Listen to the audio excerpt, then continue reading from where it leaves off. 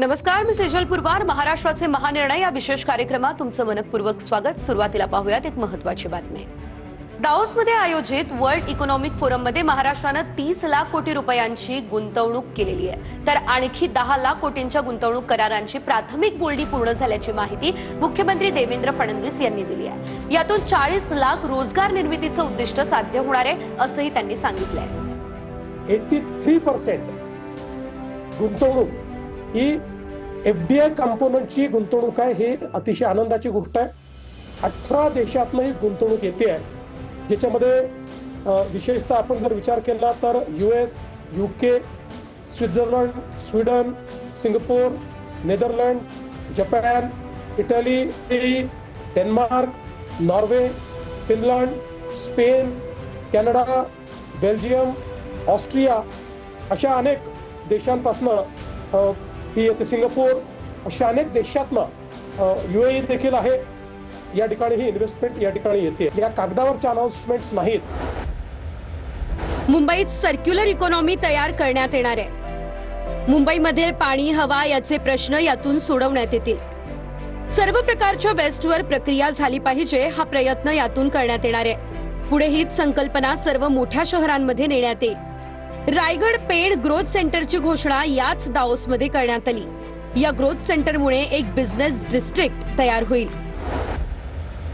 मुंबई आणि नवी मुंबईला जोडणाऱ्या अटल बिहारी वाजपेयी शिवडी नावाशिवा अटल सेतूच्या वापरासाठी टोलमध्ये 50% सवलत देण्याचा निर्णय कायम ठेवण्यात आलाय. राज्याच्या नगरविकास विभागाकडून हा निर्णय घेण्यात आला. इलेक्ट्रिकल मोटार कार, बसेस यांनाही अटल सेतूच्या पदकरातून पूर्णतः सूट देण्याबाबतचा मुद्दाही अधिसूचनेत समाविष्ट करण्यास मान्यता देण्यात आली. त्यामुळे ई व्हेकल धारक तसेच अन्य वाहनधारकांना दिलासा मिळणार आहे. राज्य मंत्रिमंडळानं 4 जानेवारी 2024च्या बैठकीत अटल सेतूच्या वापरासाठी 50% सवलत देण्याचा निर्णय घेतला होता आणि आता 31 डिसेंबर 2026 पर्यंत हा निर्णय लागू करण्यात आलाय. महाराष्ट्रात गुटखा आणि तत्सम प्रतिबंधित पदार्थांवर पूर्ण बंदी घालण्यासाठी स्वतंत्र कायदा करण्यात येणार आहे. गुजरातमध्ये लागू असलेल्या दारूबंदी कायद्याच्या धर्तीवर या संदर्भात अभ्यासाअंती आवश्यक प्रस्ताव सादर करून कायद्याचा मसुदा तयार करण्याचे निर्देश अन्न आणि औषध प्रशासन मंत्री नरहरी झिरवाळ यांनी दिले आहेत. अवैध व्यवहारावरती अधिक कठोर कायदेशीर कारवाईसाठी गुटखा विक्रेत्यांवरती मकोका लागू करण्याबाबत कायद्यात आवश्यक दुरुस्त्या करून गुटखा व्यवसायाशी संबंधित गुन्ह्यांना देखील मकोकाच्या कक्षेत आणण्यासाठी कायदा अधिक कठोर केला जाणार आहे.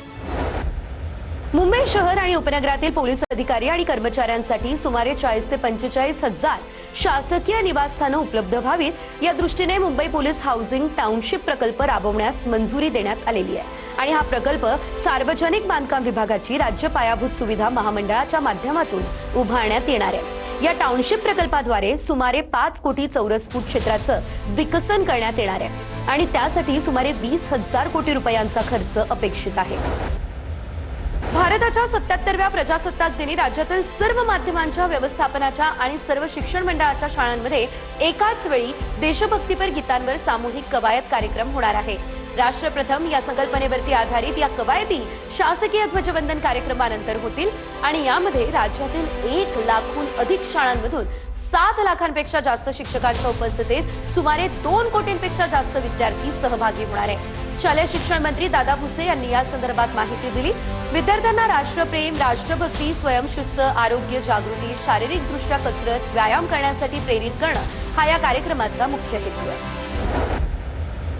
त्रिभाषा धोरण निश्चित करण्यासंदर्भातील समितीला 4 फेब्रुवारी 2026 या कालावधीसाठी मुदतवाढ देण्यात आली आहे. शालेय शिक्षण विभागामार्फत याबाबतचा शासन निर्णय जारी करण्यात आला आहे. राष्ट्रीय शिक्षण धोरण 2020च्या अनुषंगाने राज्यातील शाळांमध्ये त्रिभाषा धोरण निश्चित करण्यासंदर्भात शिक्षण तज्ज्ञ डॉक्टर नरेंद्र जाधव यांच्या अध्यक्षतेखाली समिती देखील गठीत करण्याचा निर्णय घेण्यात आला होता.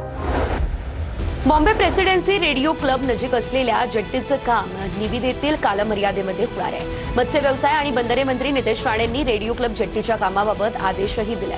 रेडिओ क्लब जेट्टीचं काम पूर्ण झाल्यानंतर या भागातून नवीन जलमार्ग विकसित होतील आणि त्यामुळे नागरिकांना अधिक जलमार्गाचा पर्याय देऊन नवी मुंबईला थेट जोडणी देता येईल.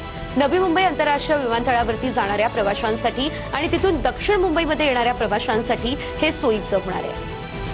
महाराष्ट्राचे महानिर्णय या विशेष कार्यक्रमात आता वेळ झाली आहे इथेच थांबण्याची. नमस्कार.